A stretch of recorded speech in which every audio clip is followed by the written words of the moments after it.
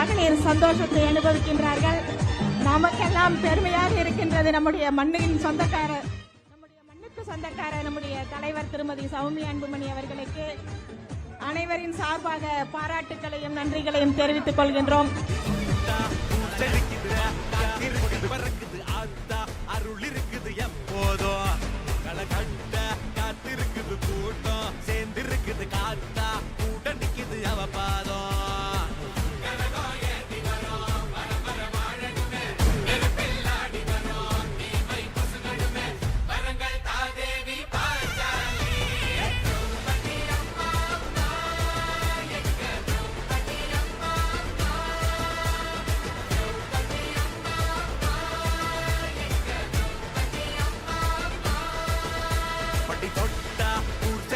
மக்கா பொடி பறக்குது ஆத்தா அருள் இருக்குது எப்போதோ களகட்ட காத்திருக்குது கூட்டம் சேர்ந்திருக்குது காத்தா கூட நிக்குது அவபாதம்.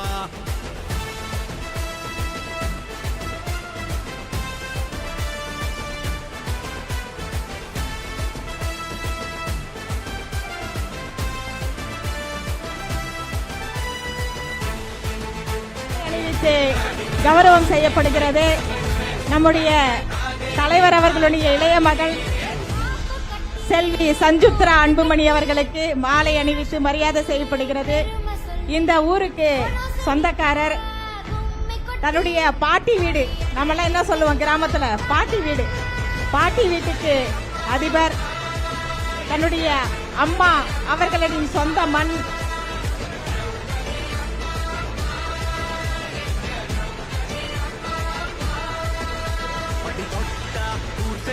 மக்கா பொடி பறக்குது ஆத்தா அருள் இருக்குது எப்போதோ களகட்ட காத்திருக்குது கூட்டம் சேர்ந்திருக்குது காத்தா கூட நிக்குது அவபாதம்.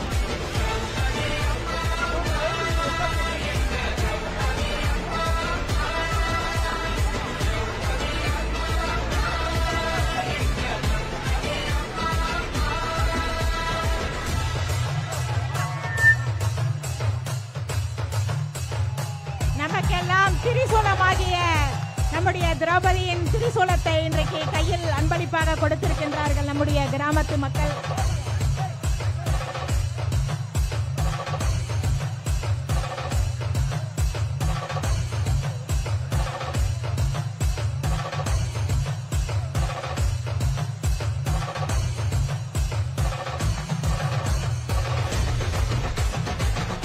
அம்மா மகள் இருவரும் சேர்ந்து நம்முடைய திரௌபதியின் திரிசூலத்தை கையில் ஏந்தி நமக்கெல்லாம் நல்லதொரு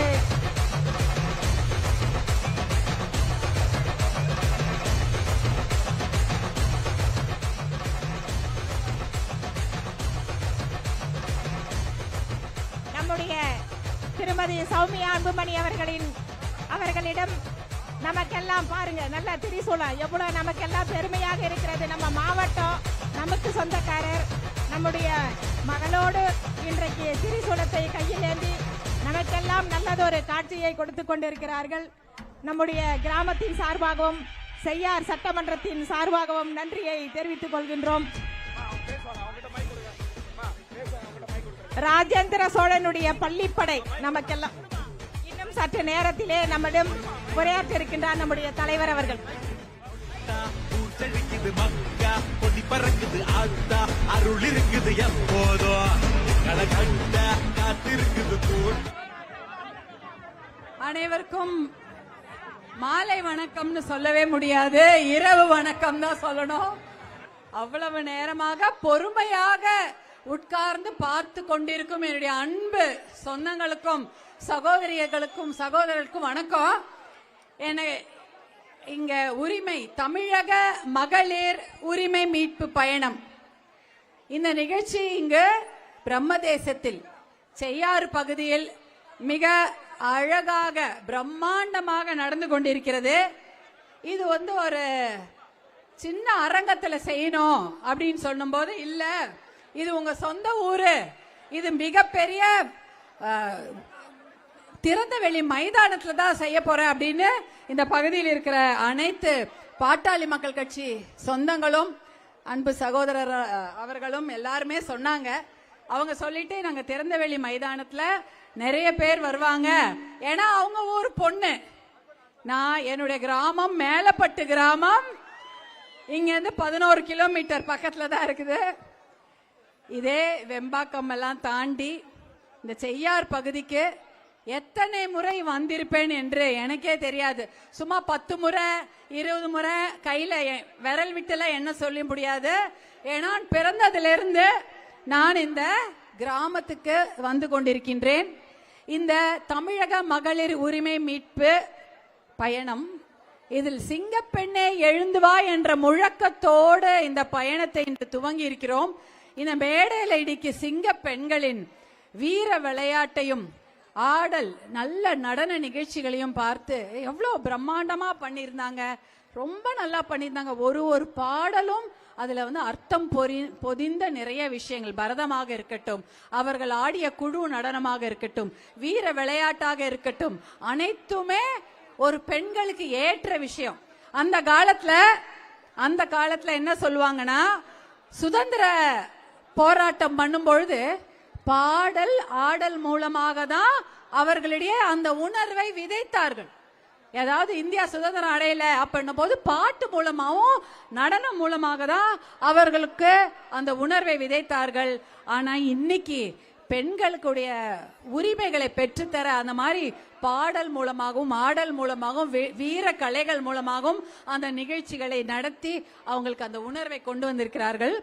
நான் இந்த செய்யாறு, வெம்பாக்கம், அனகாவூர் ஒன்றியம் இதெல்லாம் அடங்கிய இந்த பகுதிக்கு பல முறை வந்திருக்கின்றேன்.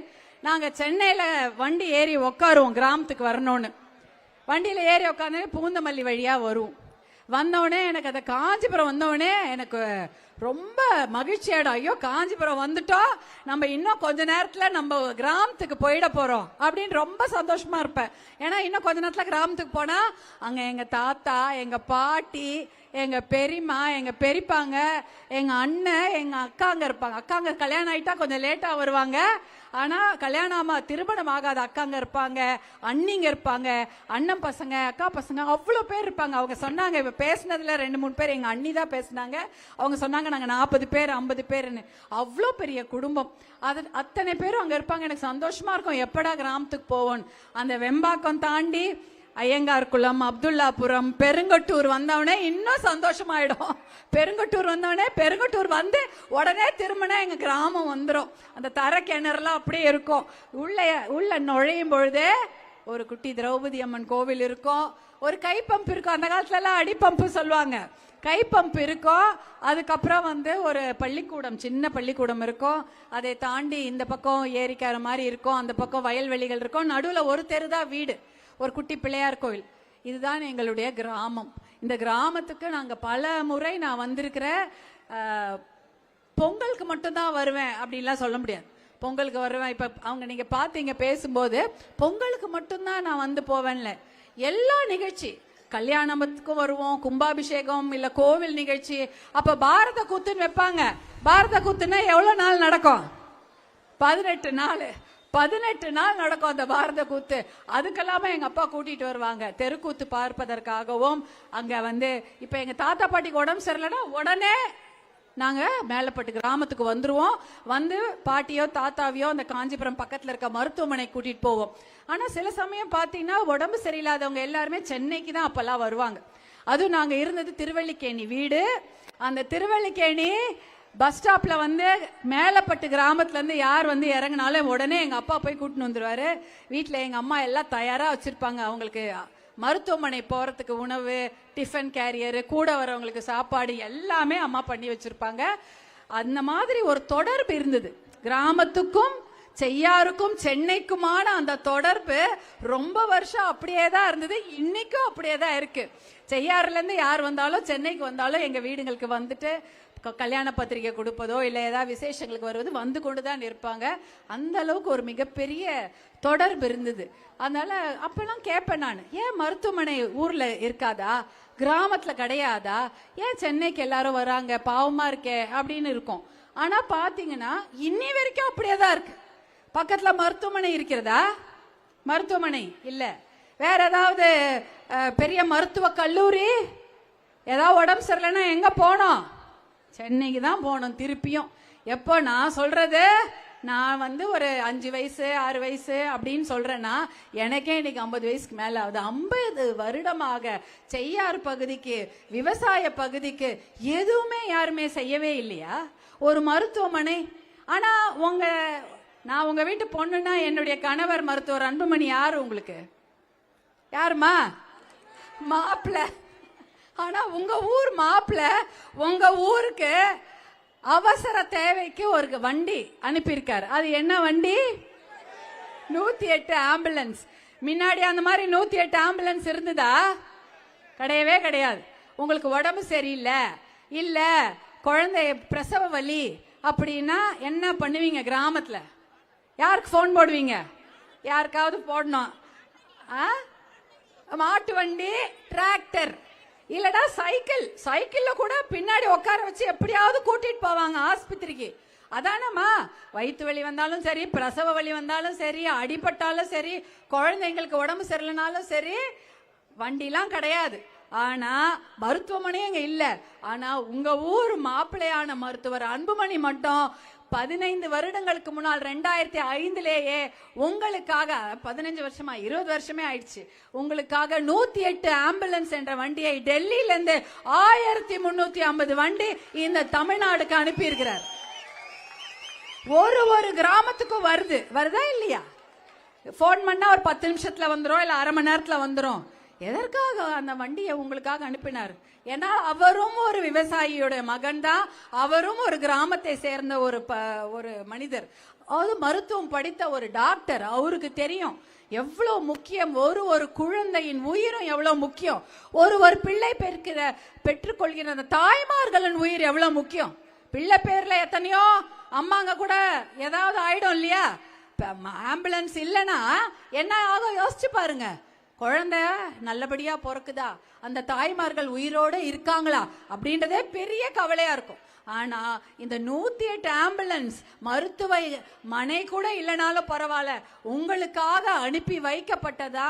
அதுவும் கிராமப்புற தாய்மார்களும் கிராமப்புறத்துல வசிக்கக்கூடிய மகளிர், பெண்கள் எல்லாருக்கும் உபயோகப்படணும்னு தான் அந்த 108 ஆம்புலன்ஸை அனுப்பிச்சு வச்சாங்க. அந்த மாதிரி ஒரு நல்ல திட்டங்களை உங்க ஊர் மாப்பிள்ள தான் செய்தாரு. ஏதாவது ஊர்ல போய் சொல்லுங்க. என்ன சொல்லும்? காலரை தூக்கி விட்டுட்டு சொல்லணும், அன்புமணி எங்க ஊர் மாப்பிள்ள அந்த வண்டிய உங்களுக்கு, நமக்காக எல்லாருக்கும் 108 ஆம்புலன்ஸ் அவர் தான் அனுப்பிட்டாரு அப்படின்ற ஒரு விஷயத்த நீங்க சொல்லுங்க. அதே போல நான் கிராமத்துக்கு வரும்பொழுது பாத்தீங்கன்னா நிறைய தண்ணி இருக்கும். அப்பெல்லாம் தண்ணினா குடிக்கிற தண்ணி, நல்ல தண்ணியை சொல்ற, வேற தண்ணியை சொல்லவில்லை. நல்ல குடிநீர் நல்லா கிடைக்கும். பக்கத்துல பாத்தீங்கன்னா தண்ணி, குளம், கிணறுலாம் சும்மா அப்படி சேர்ந்தனாலே நல்லா தண்ணி வரும். அதே போல ஏரிக்கரையில தண்ணி இருக்கும். அதுல வந்து சும்மா டவல் இருக்குல்ல, மெல்லிசா வெள்ளை டவல், அந்த டவலை வந்து தண்ணியில போடுவோம். போட்ட உடனே அதுல 1-2 மீன் கூட சில சமயத்துல வரும். அந்த அளவுக்கு அதுல இருக்கும். அதே பம்பு செட்டு திறந்தா அப்படியே தண்ணி கொட்டும். அதுல குட்டி குட்டி தவளையோட குட்டி இருக்கும்ல, அது ஒண்ணு சின்னதா கருப்பா ஓடுமே, அதெல்லாம் இருக்கும். இதே பம்பு செட் இருக்கும். அவ்வளோ நீர் நிறைந்த ஒரு கிராமத்தை தான் நான் பார்த்திருக்கிறேன். ஆனா இன்னைக்கு கேட்கிறேன், குடிக்கிறதுக்கே தண்ணி இல்ல. குடிக்கிறதுக்கு தண்ணி இல்லையா கிராமத்துலயா? எல்லா ஊர்லயும் இதே பிரச்சனை. ஒரு சில ஊர்களை தவிர நம்ம வட மாவட்டங்கள் பாத்தீங்கன்னா இங்கெல்லாம் தண்ணியே கிடையாது, நல்ல தண்ணி கிடையாது அப்படின்றாங்க. அதுவும் மழை பெய்தால் வெள்ளம், மழை பெய்யலைன்னா அதுவும் கிடையாது. மழை பெஞ்சா அந்த பாலாட்டுல தண்ணி ஓடும் இல்லையா? பாலாத்துல வெள்ள பெருக்கு இருக்கும். அந்த வெள்ள பெருக்கு மேல எல்லாரும் நின்று தரப்பாலம் ஒண்ணு இருக்கும், இன்னைக்கும் இருக்குன்னு நினைக்கிறேன். ஒரு தரப்பாலம் இருக்கும், அது மேல அப்படியே தண்ணி ஓட, அது மேல வண்டியில விட்டுட்டு வருவாங்க எல்லாருமே. அது அந்த அளவுக்கு இருந்தது. இப்ப அந்த தண்ணி எல்லாம் எங்க போகுது? எங்க போகிறது? அவ்வளவு தண்ணீரும் அவ்வளவு மழை நீரும் நேரா கடலுக்கு தான் போகுது. நமக்காக அது இருக்க, நமக்கு சேமிக்க வைக்க முடியவில்லை. எவ்வளவுதான் நீங்க பாத்திரத்துல புடிச்சு வைப்பீங்க, எவ்வளவுதான் நீங்க கிணத்துல புடிச்சு வைப்பீங்க, எதுவுமே ஏரிக்கரைகளுக்கு வரதே இல்லை. ஏன்னா அந்த தண்ணி இருக்கு இல்லையா, அந்த தண்ணிய வந்து தடுப்பணைகள் எல்லாம் கட்டவே இல்லை. தடுப்பணை எல்லாம் கட்டணும், தண்ணியை சேமிச்சு. நம்ம வீட்டுல தண்ணி எப்படி புடிச்சு வைக்கிறோம்? ஒரு பெரிய பெரிய குடத்துல புடிச்சு வைக்கிறோமா, அத போல இவ்வளவு மழை நீரையும் சேமித்து வைக்க வேண்டும்.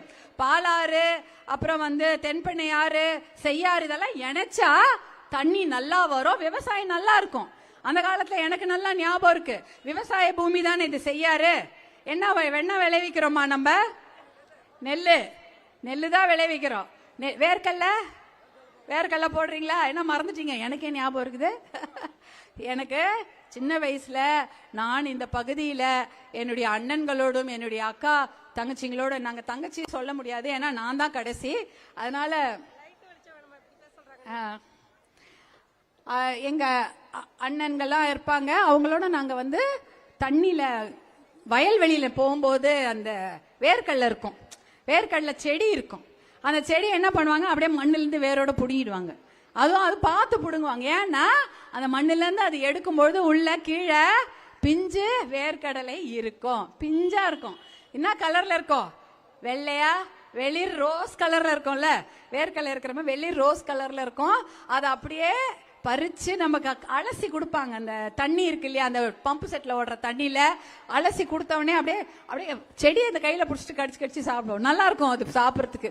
இப்பெல்லாம் அப்படிதான் இருக்குது இல்லையா, எல்லாரும் அப்படிதான் சாப்பிடுறோம். ஏன்னா அந்த பிஞ்சு வேர்க்கல சாப்பிட்றதுக்கு அவ்வளோ நல்லா இருக்கும். அதே போல பச்சையா வெண்டை இருக்கும், வெண்டை இருந்தாலும் அலசி சாப்பிட்டுருவாங்க. அப்படியே நெய் மணக்கும் அந்த வெண்டைக்காய், நல்லா இருக்கும்.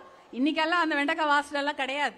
ஏன்னா அந்த வெண்டைக்காவா இருக்கட்டும், முருங்கைக்காவா இருக்கட்டும், எந்த ஒரு காயிலையுமே அந்த மனமோ குணமோ அந்த அந்த வாசனைகளும் எதுவுமே கிடையாது. அவ்வளவு சுற்றுச்சூழல் மாசு ஏற்பட்டுச்சு. ஆனா அப்பெல்லாம் அப்படியே பறிச்சு பச்சையா சாப்பிடலாம். அதான் விவசாய பூமி. ஆனா இந்த விவசாயிக்கு இன்னைக்கு செய்யாறுல நான் இவ்வளவு பெரிய விஷயத்த சொல்லிட்டு இருக்கிறேன். ஆனா எங்க அண்ணன் போன வாரம் என்கிட்ட பேசிட்டு இருக்கிறாரு. அவர் சொல்றாரு, இந்த மூட்டைக்கெல்லாம் என்னமா கொடுக்குறாங்க, ஒண்ணுமே கொடுக்க மாட்டாங்க. ஒரு குவிண்டால் தான் எவ்வளவு நெல்லு? 100 கிலோ. ஒரு மூட்டையில எவ்வளவு இருக்கும்? 40 கிலோ. 2.5 மூட்டைன்னா 100 கிலோ நெல்லு. அந்த ஒரு குவிண்டால் நெல்லுக்கு காசு 2500 ரூபாய் தராங்களாம். அந்த 2500 ரூபாய் எங்கிருந்து வருது?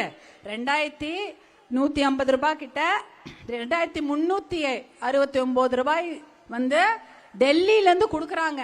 ஒரு குவிண்டாலுக்கும் டெல்லியில இருந்து காசு வருது. மிச்சம் தமிழ்நாடு அரசு தான் உங்களுக்கு அதிகமாக போட்டு கொடுக்கணும். இப்ப ஒரிசால 800 ரூபாய் போட்டு தராங்க, மற்ற ஊர்களை 1000 ரூபாய் சேர்த்து கொடுக்கறாங்க. தமிழ்நாடு அரசாங்கம் நம்ம விவசாயிகளுக்கு எவ்வளவு ரூபாய் தெரியுமா கொடுக்கிறது? வெறும் 131 ரூபாய். அவ்வளவுதான், 131 ரூபாய் மட்டும் தான் கொடுக்கறாங்க.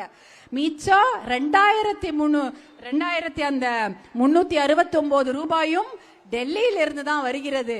2500 ரூபாய் மட்டும் தான் ஒரு குவிண்டாலுக்கு கொடுக்கறாங்க. எப்படி பத்தோம்? இந்த மூட்டை நெல் விளைவிக்கிறதுக்கு குறைஞ்சது 2400 ரூபாய் ஆகுமா? அந்த பஸ் சார்ஜ், அதெல்லாம் பெட்ரோல் சார்ஜ் கொண்டு போய் அந்த நெல் கொள்முதல் நிலையங்களை போறதுக்கு 2450 ரூபாய் ஆகுமா? ஆனா 50 ரூபாய் தான் 100 கிலோக்கு நமக்கு கிடைக்கக்கூடிய வருமானம். எப்படி ஒரு விவசாயி வாழ்வார்கள்? ஆனா இந்த 50 ரூபாய் வச்சுக்கிட்டு எப்படிதான் 10 கோடிக்கு குடிக்கிறாங்கன்னு தெரியல. தெரியுமா அந்த கதை? தெரியுமா? எப்படிதான் 50 ரூபாய் வருதுன்னு தெரியல. அந்த 50 ரூபாய் அந்த அளவுக்கு திருவண்ணாமலை மாவட்டம்ல ஏகப்பட்ட டாஸ்மாக் இருக்கிறது. அந்த கதைக்கு அப்புறம் வருவோம். இந்த நெல்லு கதைக்கு போவோம். கரும்பும் இதே கதை தான். கரும்பு 5500 ரூபாய் கேட்கறாங்க டன்னுக்கு, இவங்க கொடுக்கறது 3500 ரூபாய். இப்ப நான் இன்னைக்கு ரேஷன் கடையில பார்த்தேன், எல்லாருக்கும் அப்படியே முழு கரும்பாக கொடுத்து எல்லாரையும் சந்தோஷப்படுத்திட்டு இருந்தாங்க. அவ்வளவு கியூ நிக்குது அந்த ஒரு கரும்பு வாங்குறதுக்கு. அட அந்த கரும்பை நம்ம தாங்க விளைவிச்சு கொடுக்குறோம், அதை வாங்குறதுக்கு நமக்கு அவ்வளவு சந்தோஷமா இருக்குது. ஏன்னா அந்த கரும்பை இலவசமாக அவங்க ரேஷன் கடையில கொடுக்கறாங்க. அதை விட உங்க தலையில மிளகா அரைக்கணும்றதுக்கு 3000 ரூபாய் சேர்த்து கொடுத்துட்டாங்க. கொடுத்தாங்களா இல்லையா? எல்லாருக்கும் வந்துச்சா 3000 ரூபாய்? எல்லாரும் வாங்கினீங்களா? அது என்ன பணம் தெரியுமா? டாஸ்மாக் பணம் தான். எங்க போச்சு? டாஸ்மார்க்கில், அந்த டாஸ்மாக்ல ஒயின் ஷாப்ல நம்ம வீட்டு ஆண் மக்கள் கொடுத்த அந்த பணம் தான் மெல்லமா உங்களுக்கு சேருது. எதுக்காக கொடுத்தாங்க அந்த 3000 ரூபாய்? 3 நாள் பொங்கல் வருது, அந்த 3000 ரூபாய் குடிச்சே கரைச்சிருவாங்க. கரெக்டா? பொங்கல் என்னைக்கு வருது? வர வாரம். இன்னைக்கு ஞாயிற்றுக்கிழமை, வியாழக்கிழமை. போகி அன்னைக்கு வீடெல்லாம் பெருக்கி தொடச்சி சுத்தம் பண்ணி பெயிண்ட் எல்லாம் அடிச்சு சுண்ணாம்பு இருந்தா சுண்ணாம்பு அடிச்சு, வெள்ளை அடித்து, பழைய பாய் இருந்தா அதை போட்டு கொளுத்தி எல்லாம் பண்ணுவோமா? எல்லாம் முடிச்சுட்டு எல்லா விஷயத்தையும் நம்ம எதெல்லாம் தேவையில்லையோ அதையெல்லாம் எரித்து பொசுக்கி விட்டு பொங்கல் பெரும்பொங்கல் அன்னைக்கு பயங்கரமா நம்ம எல்லாம் குளிச்சுட்டு புத்தாடை உடுத்தி கொண்டு நல்லா கொண்டாடுவோம். கொண்டாடிட்டு எனக்கு நல்லா ஞாபகம் இருக்கு, எங்க வீட்டு நடுவில் முற்றம் இருக்கும், பெரிய பெரிய பள்ளம் எடுப்பாங்க, பெரிய பெரிய புது பானை வச்சு புது அரிசி போட்டு பொங்கல் வச்சு அந்த பொங்கு சோறு கொடுப்பாங்க. இப்போ முதல்ல அதை போட்டு விட்டுருவாங்க, போட்டுட்டு அது மேல ஒரு தட்டை போட்டு பூசணி பத்தைய வைப்பாங்களா, அந்த மூடி போட்டுட்டு பூசணி பதைய வைப்பாங்க. வச்சுட்டு அதை பொங்கி ஆனா அது பொங்கின அப்புறம் தான் பானை பொங்கி வரும்போது என்ன சொல்லுவோம்? பொங்கலோ பொங்கல் அதான் சொல்லுவோம். அதுவும் ஒரு வீட்டுல ஆரம்பிச்சதுன்னா அந்த கிராமம் முழுக்க கேட்கும். ஒரு வீட்டுல அந்த பானை பொங்கி முடிச்சிருக்கோம், அதுக்கப்புறம் அடுத்த வீட்டுல இன்னொரு பானை பொங்கி முடிச்சிருக்கோம், அவங்க வீட்டுல அது பொங்கலோ பொங்கல். இன்னொரு வீட்டுல பானை பொங்கி முடிச்சிருக்கோம், அது பால் பொங்குச்சின்னு சொல்லுவாங்க. முடிச்சிருக்கோம். எல்லார் வீட்லயும் வரிசையா ஒரு அரை மணி நேரத்துக்கு அந்த கிராமம் முழுக்க பொங்கலோ பொங்கலோ பொங்கலோன்னு கேட்டுக்கொண்டே இருக்கும். அவ்வளவு இனிமையான ஒரு சத்தம், அதுதான் நல்லா இருக்கும். 6 மணிக்கு மேல இன்னைக்கு அந்த சத்தத்தை கேட்க முடியுமா? பொங்கல் கழிச்சு ரொம்ப கஷ்டம். பொங்கலாவது ஒண்ணாவது அவங்க மறந்தே போயிடுவாங்க. அதுவும் வந்துடுச்சு 3000 ரூபாய். தை பொங்கலுக்கு ஒரு 1000, மாட்டு பொங்கலுக்கு இன்னொரு 1000, காணும் பொங்கலுக்கு மற்றும் ஒரு 3000. இந்த 3000மும் அந்த 3 நாளுக்கு சேர்த்து கொடுத்துருக்காங்க. ஏன்மா போன வருஷம் கொடுக்கல? ஏன் போன வருஷம் கொடுக்கல? எலெக்ஷன் வருது, கரெக்டா சொன்னீங்க. போன வருஷமும் 3000 ரூபாய் கொடுக்கல, அதுக்கு முந்தின வருஷமும் பொங்கல் பரிசாக 3000 ரூபாய் உங்களுக்கு தரவில்லை. இந்த வருடம் மட்டும் விவசாயிகளுக்கு 3000 ரூபாய் நாம் கொடுத்து விட வேண்டும் அப்படின்ற ஒரு எண்ணத்தோட ஏன் வந்தாங்க தெரியுமா? விவசாயி தலையில இன்னும் நிறைய நாள் முளக்க அரைக்கலாம், அவர்களை எளிதாக, ஏன்னா வெகுளியான மக்கள், ரொம்ப ரொம்ப வெகுளி, அவங்களுக்கு வந்து பெரிய சூட்சுமெல்லாம் தெரியாது, ரொம்ப நல்ல மக்கள், கடின உழைப்பாளி. அவங்களுக்கு 3000 ரூபாய் கொடுத்து அவங்களுக்கு வந்து அதை ஞாபகம் இருக்கும், ஐயோ 3 மாசத்துக்கு முன்னாடி 3000 ரூபாய் கொடுத்தாங்களே அப்படின்னு அதே ஞாபகத்துல போய் அவங்களுக்காக நீங்க வாக்கு போடுவீங்க அப்படின்ற ஒரு எண்ணத்துல தான் இதை கொடுத்துருக்குறாங்க. மாசம் மாசம் 1000 ரூபாய். அதுவும் எங்க இருந்து வருது? நம்ம வீட்டுல இருக்கிற அப்பா, வீட்டுல அப்பாங்க இருப்பாங்களா வயசானவங்க, நேரா என்ன பண்றாங்க, அவங்களுக்கு வேலை இல்லைன்னா என்ன பண்றாங்க, நேரா ஒயின் ஷாப். அடுத்தது கணவன்மார்கள் இருந்தா அவங்க கூட பிறந்த அண்ணன் தம்பி, இப்ப பிள்ளைங்களும் இல்லையா, பிள்ளைங்க கூட சின்ன பசங்க கூட குடிக்க ஆரம்பிச்சுட்டாங்க. எல்லாருமே, அதுவும் சாயங்காலமான 6 மணிக்கு எந்த பக்கமே போக முடியாது, அவ்வளவும் ஆண்கள் கூட்டம் எல்லாம் கடையில இருக்கிறாங்க. அவங்க என்ன பண்ணுவாங்க, வேற என்ன சொல்றது, அவங்களுக்கு வந்து வேலை வாய்ப்பு கிடையாது. வேலை வாய்ப்பு இருக்காங்க, சிப்காட் இருக்குது. சிப்காட்ல வேலை நமக்கு கொடுத்தாங்களா செய்யார் மக்களுக்கு? கிடையவே கிடையாது. செய்யார் மக்கள் சிப்காட்டுக்கு நீங்க என்ன கொடுத்தீங்க? 3000 ஏக்கரை கொடுத்தீங்க. ஏற்கனவே இருக்கிற சிப்காட் ஸ்ரீபெரும்புதூர் தான் பெரிய சிப்காட் இருக்கிறது. அடுத்தது செய்யார் தான் மிகப்பெரிய சிப்காட் ஒரு வளாகம். 3000 ஏக்கருக்கு கிட்டத்தட்ட இந்த மக்கள் கொடுத்திருக்கிறீங்க. எதுக்கு? சிப்காட் வந்தா நம் பிள்ளைகள் வாழ்க்கை நல்லா இருக்கும் அப்படின்னு.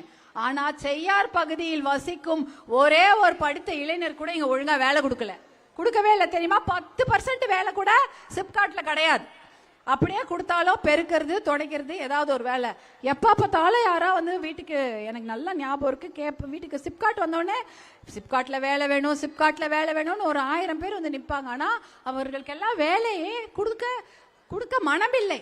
இந்த சிப்காட்ல அவ்வளோ தொழிற்சாலைகள் இருக்கு. ஆனா நம்ம நிலம் கொடுத்த விவசாயிகளுக்கு நீங்க வேலை கொடுக்கலன்னா உங்களுக்கு ஏங்க மறுபடியும் நிலம் கொடுக்கணும்? இப்ப மறுபடியும் மூன்றாவது அழகு இன்னொரு சிப்காட்டு செய்யார்ல கொண்டு வர போறாங்களாம். அதுக்கு இன்னும் ஒரு 3000 ஏக்கர் கேட்கறாங்க. அப்ப அந்த 3000 ஏக்கர் எங்கிருந்து போகுது? 11 கிராமங்கள், 11 கிராமம் இருக்கு. மேல்மான்ற ஒரு ஊர்ல போராட்டம் நடக்கு தெரியுமா? தெரியும் இல்லையா உங்களுக்கு? மேல்மான்ற ஊர்ல எத்தனை 925 நாட்களாக இங்க போராட்டம் நடந்து கொண்டிருக்கிறது. மேல்மான்ற ஊர்ல வட ஆலவந்தான், அப்புறம் குறும்பூர், அது மாதிரி இன்னும் நிறைய கிராமங்கள். இப்ப 11 கிராமத்துல இருந்தும் நீங்க 3 போகம் விளையும் அந்த விவசாய நிலத்தை எடுத்துட்டு கிராம மக்கள் எங்கம்மா போவாங்க? இந்த 11 கிராம மக்களை காலி பண்ணி எங்க போவாங்க? யோசிச்சு பாருங்க. 11 கிராம மக்கள் அவங்க அம்மா வீடு, நீ இப்ப நீங்க சொல்லிட்டு இருந்தீங்களே பாட்டி வீடு தாத்தா வீடு எல்லாத்தையும் விட்டுட்டு அவங்க வாழ்ந்த வீடு, அவங்க சாமி கும்பிட்ட கோவில், அவங்க விளையாடின இடம், அவங்க படிச்ச பள்ளிக்கூடம், அவங்களுடைய சொந்தக்காரங்க வீடு எல்லாத்தையும் விட்டுட்டு அவங்கள எங்க போய் குடி வைக்க போவாங்க? எங்க போய் குடி போய் ஏதாவது ஊர் பேர் தெரியாத ஒரு ஊரு, அங்க உங்க சொந்தக்காரங்களாம் இருக்க மாட்டாங்க, உங்களுக்கு தெரிஞ்ச எதுவுமே இருக்காது. ஒரு புது இடத்துல கொண்டு போய் குடி வைக்கிறதுக்கு முயற்சி பண்ணிட்டு இருக்கிறாங்க. அதை தான் தடுக்க இந்த மேல்நாள விவசாயிகள் போராட்டம் செய்து கொண்டிருக்கிறார்கள். அப்பனா குண்டர் சட்டம்னா என்னன்னு தெரியுமா உங்களுக்கு? குண்டர் சட்டம்னா என்ன? குண்டாஸ் ஆக்ட், குண்டா இருக்கிறதுனால போடப்பட்ட சட்டம் இல்ல. குண்டர்கள் சட்டம் என்றால் தாய் நாட்டுக்கு தீங்கு விளைவிப்பவர்கள், துரோகம் செய்பவர்கள், இல்ல ஆள் கடத்தல் செய்பவர்கள், தொடர்ந்து வழிப்பறி இல்ல கடத்தல், அந்த மணல் கொள்ளை, இந்த மாதிரி கொள்ளை செய்யக்கூடியவர்கள், வழிப்பறி செய்யக்கூடியவர்கள், அப்புறம் இந்த பெண்களை பாலியல் வன்கொடுமை செய்யறாங்கல்ல, பாலியல் தொல்லை கொடுக்கக்கூடியவர்கள், இவங்களதான் குண்டர் சட்டத்துல கைது பண்ணுவாங்க. குண்டர் சட்டத்துல கைது பண்ணா 1 வருடம் பேச்சு மூச்சே இருக்காது, அப்படியே ஜெயில வச்சிருவாங்க. ஒரு பெயில் கூட கொடுக்க மாட்டாங்க, அவங்கள பிணையில எடுக்கவே முடியாது. அப்படிப்பட்ட குண்டர் சட்டத்துல யார கைது பண்ணிருக்காங்க தெரியுமா? 7 விவசாயிகள். உலகத்திலேயே இந்த மாதிரி ஒரு விஷயம் எங்கேயுமே நடக்கல, தமிழ்நாட்டில் நடந்திருக்கு. திமுக அரசு செய்திருக்கிறாங்க. போராட்டம் செய்த விவசாயிகளை குண்டர் சட்டத்தில் கைது பண்ணி ஜெயில அடைச்சிருக்கிறாங்க. அவங்க என்ன பொண்ணுங்களை கடத்தினாங்களா, போதை பொருள் கடத்தினாங்களா, மணல் கடத்தினாங்களா, இல்ல திருட்டு செய்தார்களா, வழிப்பறி செய்தார்களா, இல்ல வேற கொடுமையான ஏதாவது ஒரு குற்றம் புரிந்தார்களா? அவர்களுடைய நிலத்தை அவங்க மீட்பதற்காக போராட்டம் செய்த விவசாயிகளை குண்டர் சட்டத்தில் கைது செய்திருக்குது இந்த அரசு. இது நியாயமா? அடுக்குமா இது? இப்பதான் அவங்கள பெயில் கொடுத்து வெளியில கொண்டு வந்திருக்காங்க. அதுக்கு பாட்டாளி மக்கள் கட்சி மிகப்பெரிய போராட்டத்தை நடத்தி இருந்தாங்க. அதனாலதான் பெயில் கிடைச்சது. யோசிச்சு பாருங்க.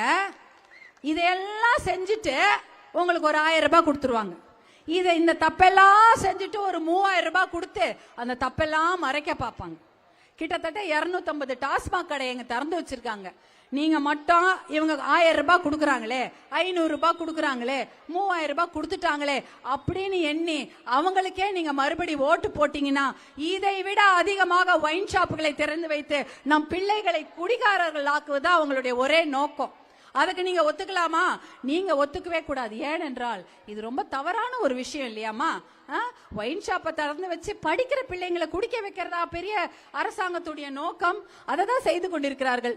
நீங்க எல்லாம் மதுரைக்கெல்லாம் போயிருக்கீங்களா? மதுரை மீனாட்சி அம்மன் கோயில் போயிருக்கீங்களா? யாராவது போயிருக்கீங்க? ஒரு 4-5 பேர். எல்லாரும் போயிருக்கீங்களா? இல்ல. நீங்க இந்த பக்கத்துல மதுரை மீனாட்சி போனோம்னு ஆசையா? போனோம். ஆசை. ஆனா பஸ் கிடையாது தெரியுமா? செய்யாறுல இருந்து தென் மாவட்டங்களுக்கு பஸ் கிடையாது. செய்யார் பகுதியில பேருந்து வசதிகளே கிடையாது. ஒரே ஒரு பேருந்து ஓடுதான் ஒரு இடத்துக்கு, அவ்வளவுதான். அதே 5 சொன்னாங்க. அந்த பேருந்து மட்டும்தான் ஓடுது அப்படின்றாங்க. பேருந்து வசதி கூட இல்லாம ஒரு ஊரை வச்சிருக்கீங்க. நம்ம சுதந்திரம் வாங்கி 75 வருஷத்துக்கு மேல ஆகுது. பேருந்து வசதி கிடையாது. ட்ரெயினை பார்த்திருக்கீங்களா யாராவது? நீ கை தூக்குற, நீ தான் பாத்தியா ட்ரெயின்? நீ பாத்திருக்க? 2 சின்ன பசங்க கை தூக்குறாங்க. அவங்க தான் ட்ரெயின் பாத்திருக்காங்க. செய்யார் பகுதியில ட்ரெயினே கிடையாது, அதாவது ரயில் கிடையாது. அதனாலதான் 2008 பாட்டாளி மக்கள் கட்சியை சேர்ந்த அமைச்சர் அரங்க வேலுஜி ஐயா அவர்கள் தான் இந்த பகுதிக்கு செய்யாறு நகரிக்கு ஒரு ரயில் தடத்தை விட்டாங்க, ரயில் தடத்தை அறிவிச்சாங்க. ஆனா அந்த திட்டம் கிடப்புல போடப்பட்டு இப்ப பரவாயில்ல, ரயில் தடத்துக்கு அந்த வேலை நடந்து கொண்டிருக்கிறது. இப்படிதான் ஒரு திட்டங்கள், இப்படிதான் நம்ம அன்னைக்கு போட்ட 2008 திட்டம் இன்னைக்காவது நிறைவேறுது.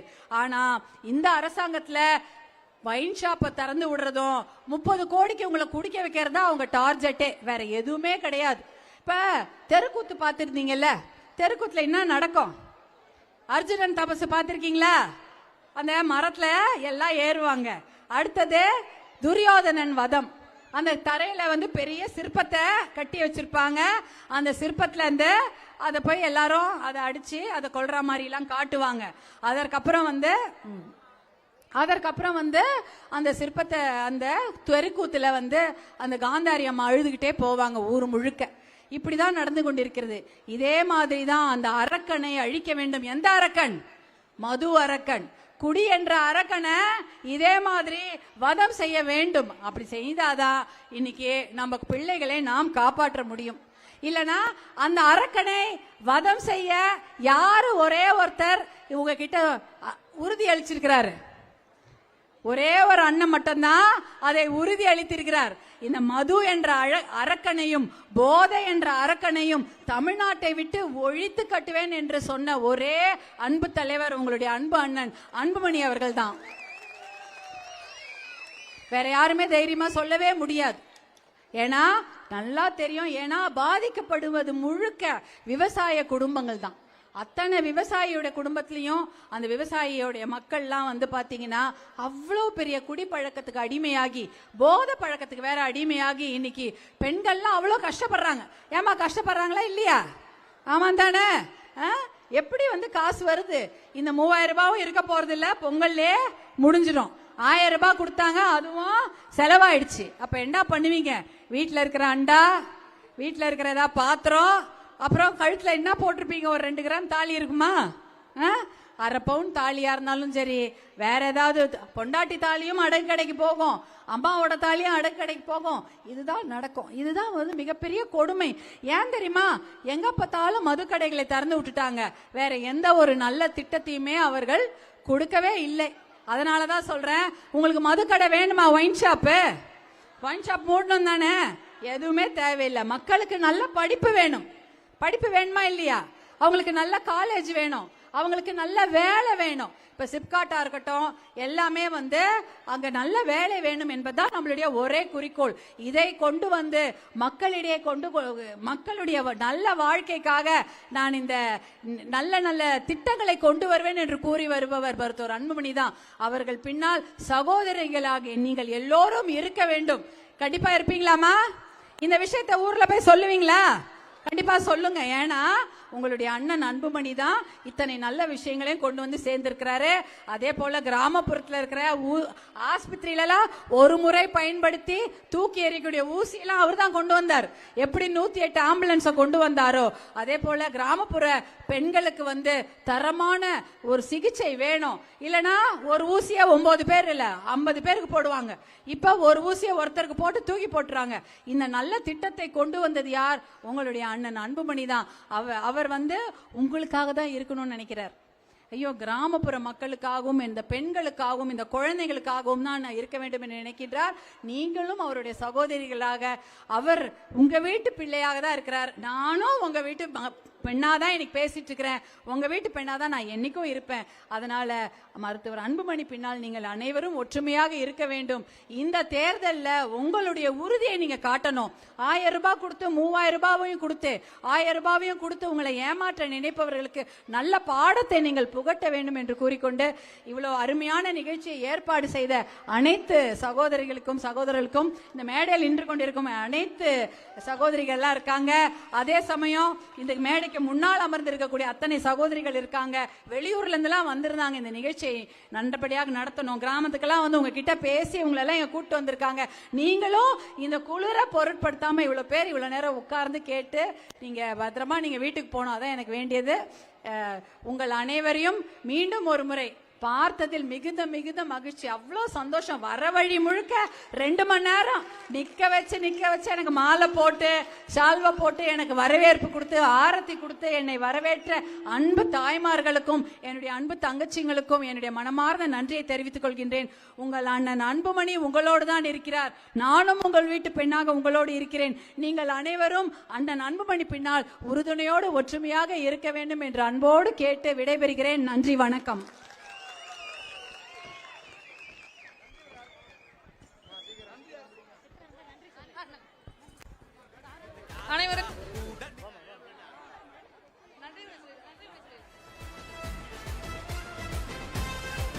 அனைவருக்கும் வணக்கம். எங்களின் அழைப்பை ஏற்று வந்த உங்கள் அனைவருக்கும் மனமார்ந்த நன்றிகளும் வாழ்த்துக்களும் தெரிவித்துக் கொள்கிறோம். எங்களின் செய்யார் மண்ணின் புரட்சி திலகமே எங்கள் அண்ணியார் அவர்களை வாழ்த்தி மகிழ்வதிலும் வணங்கி மகிழ்வதிலும் மகிழ்ச்சி கொள்கிறோம். மிக்க நன்றி.